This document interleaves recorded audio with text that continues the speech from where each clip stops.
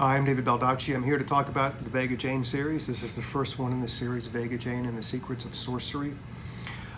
This book is about a young girl, Vega Jane. She was 14 years old, or 14 sessions old. That's the term we use in the book because it has its own sort of terms and definitions and vocabulary. And the setting is sort of a very rugged one, a very hardscrabble one. It's a little town, a little village called Wormwood, which is surrounded by this immense forest called the Quag, and the Quag is filled with deadly beasts, and everyone is told in Wormwood, never go outside of Wormwood, never go into the Quag, and you'll die. And there's no reason to go into the Quag because there's nothing beyond the Quag. It's just Wormwood and the Quag. That is the sum total of the universe. There's nothing else, so don't worry about anything else. And for me, the Vega Jane series is about taking a chance. A risk, when it'd be far easier to sort of stay where you are.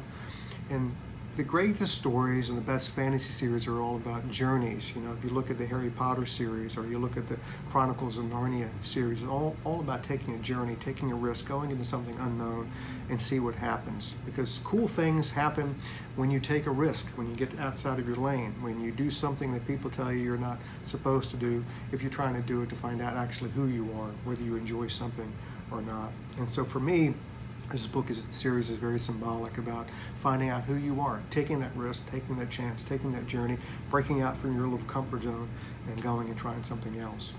There are a lot of great characters in this series.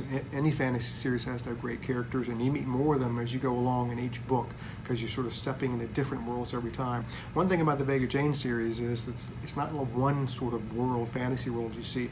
With each new book, as Vega Jane keeps exploring and moving forward in her journey, you get to see brand new worlds. So in this series, I had to create sort of 4 different worlds to accommodate Vega Jane's long journey.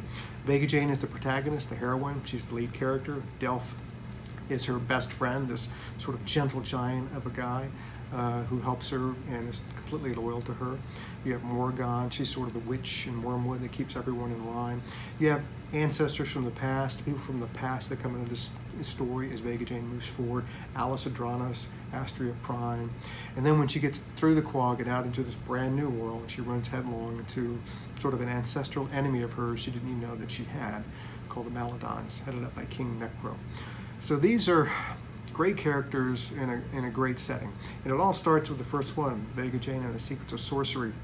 And I remember when I first picked up the first book in the Chronicles of Narnia series, or when I was an adult and I was reading the Harry Potter series to my kid, that first page, that first step in the story, it's just so cool because you know there's so much more to come. This brand new world you've never known before and didn't exist until a writer sat down, whether it be J.K. Rowling or C.S. Lewis, before they sat down and created it. That is beyond cool. So I hope you enjoy the series and keep reading. Thank you.